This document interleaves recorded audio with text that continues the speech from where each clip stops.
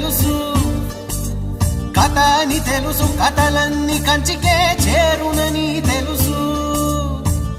తెలుసు తెర తొలుగుతుందని, తెలుసు తెల్లారుతుందని, తెలుసు ఈ కట్టె పుట్టుకుమంటదని, తెలుసు ఈ మట్టి మట్టిలో కలిసిపోతదని.